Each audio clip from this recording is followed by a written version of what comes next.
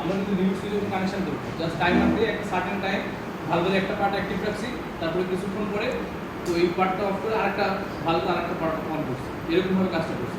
কিন্তু কাজটা এরকমভাবে লাগে আমরা কিন্তু রিলে সরি লিমিট সুইচের মাধ্যমে কিন্তু কাজটা করতে পারি। তো লিমিট সুইচের মাধ্যমে কাজটা করতে গেলে আমাদের প্রথমটা আগের মতোই হবে। আমরা এখানে লোডের পরিবর্তে একটা মেমোরি নিয়ে মানে সিস্টেমটাকে অ্যাক্টিভ করতেছি, ঠিক আছে?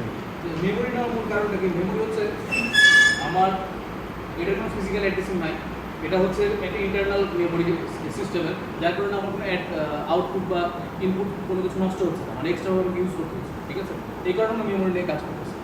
প্রথমে আমরা মেমোরিটাকে ল্যাচ করছি, মেমোরিটাকে ল্যাচ করার পরে এই মেমোরি যখন অ্যাক্টিভ হয়েছে, অ্যাক্টিভ হওয়ার পরে সরাসরি এই মেমোরির এগেইনস্টে একটা লোড চালু করছি। মনে করেন যে আমি পাঁচটার একটা সিলিন্ডার চালু করছি, সিলিন্ডার যেখানে এ প্লাস চালু হবে সেই পাঁচটা চালু করবে, সেই পাঁচটা চালু করলে আমার এখানে ঘটনাটা ঘটবে এ প্লাস যখন হচ্ছে, তখন এ প্লাস যখন হয়ে গেছে ফরওয়ার্ডে, তখন ওই পাশে একটা লিমিট সুইচ আছে না ফরওয়ার্ডের জন্য, ফরওয়ার্ডের লিমিট সুইচটা তার মানে কি, এখন সে ওপেন ছিল, সে ক্লোজ সিগন্যালটা পাইছে যে আমার এদিকে সিলিন্ডার চলে আসছে।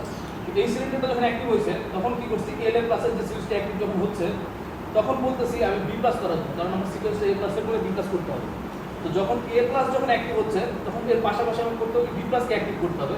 তাহলে এল এ প্লাস যখন লিমিট সুইচ সিগন্যালটা পাচ্ছে, এই সিগন্যালটা দিয়ে আমি আরেকটা সিগন্যাল যেটা বি আছে, সেই বি এর বি প্লাসের যে আউটপুট ভালভের যে সিগন্যালটা, সেখানে আমি কি 0.2 ধরে বি প্লাসকে অ্যাক্টিভ করছি। এল দ্বারা বোঝাচ্ছি লিমিট সুইচের এ প্লাস, ঠিক আছে? মানে এখানে কি 0.0 এটা হচ্ছে আউটপুট, এই আউটপুট দিয়ে আমরা এ প্লাস সিগন্যাল জেনারেট করছি। তো এ প্লাস সিগন্যাল জেনারেট করার পরে তখন সিলিন্ডারটা সামনের দিকে গেছে, সামনের দিকে গেলে কি হবে, তখন লিমিট সুইচের সামনে অংশটা টের পাইছে যে আমি ফরওয়ার্ড হয়ে গেছি। ফরওয়ার্ড যখন সে হয়ে গেছে তখন সে বলতেছে যে আমি যেহেতু আমার সিকোয়েন্স এ প্লাস আর পরে বি প্লাস, সেহেতু হ্যাঁ বল লিমিট সুইচ যে সময় এ প্লাস হবে ওই সময় কিউ কোথায় আউটপুট পাবে, হ্যাঁ 0.2 দিয়ে আমি একটা হ্যাঁ কিউ 0.2 একটা আমি আউটপুট পাবো। তাহলে এ প্লাস এবং বি প্লাস দুইটা পার্ট আমার হয়ে গেছে। দুইটা পার্ট হয়ে যাওয়ার পরের অংশটা কাজ করব বি মাইনাস আর এ মাইনাস করতে হবে, ঠিক আছে? এখন বি মাইনাস করার জন্য এখন আমরা কি করছি, যখন বি প্লাসের একটা লিমিট সুইচ আছে না, বি প্লাসের লিমিট সুইচ আমি একটা সিগন্যাল পাচ্ছি না, তো এর বি প্লাস মানে বি প্লাসের লিমিট সুইচ একটা সিগন্যাল পাচ্ছি। আবার হচ্ছে বি প্লাস যখন হচ্ছে তখন হচ্ছে এই পার্টটা পরে করতেছি। তো আমি এখানে একটা মেমোরি চালু করছি ল্যাচিং এর মাধ্যমে, ঠিক আছে? আমি কথাটা পরে বলতেছি, ল্যাচিং এর মাধ্যমে মেমোরি চালু করছি। এখন এই ল্যাচিং এর ওই আগের মতোই এখানে মনে করেন 0.1 যখন অ্যাক্টিভ হচ্ছে, কিউ 0.3 অ্যাক্টিভ হলে কি হবে, বি মাইনাস হয়ে যাবে।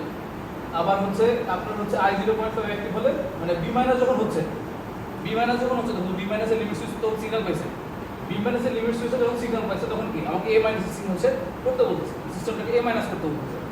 এখন এর মধ্যে হচ্ছে এই এল এর প্লাসের যে ক্লোজ সুইচটা, এটা কেন আমরা নিলাম, এটা একটা জানার বিষয়। এটা হচ্ছে আমি মনে করি যে এই সিকোয়েন্সটা যখন অ্যাক্টিভ আছে তখন এই সিকোয়েন্সটা অ্যাক্টিভ রাখবো না, এই সিকোয়েন্সটাকে বন্ধ করে দিতে হবে না। জি এই কারণে আমি এই সিকোয়েন্সটা যখন অ্যাক্টিভ হচ্ছে তখন আমি এই ল্যাচিং পার্টটাকে বন্ধ করে দিচ্ছি।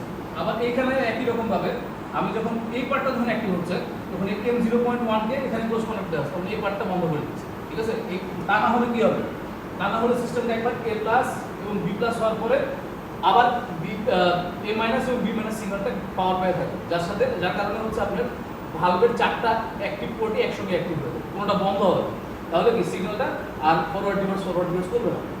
আমি এই সিগন্যালগুলোকে বন্ধ করার জন্যই লিমিট সুইচে ক্লোজ কন্ট্যাক্ট নেওয়া আছে, যখন যাতে এই পার্টটা যখন অ্যাক্টিভ হবে এই পার্টটা যাতে কাজ না করে, আবার এই পার্টটা যখন অ্যাক্টিভ হবে তখন এই পার্টটা যাতে কাজ না করে, ঠিক আছে?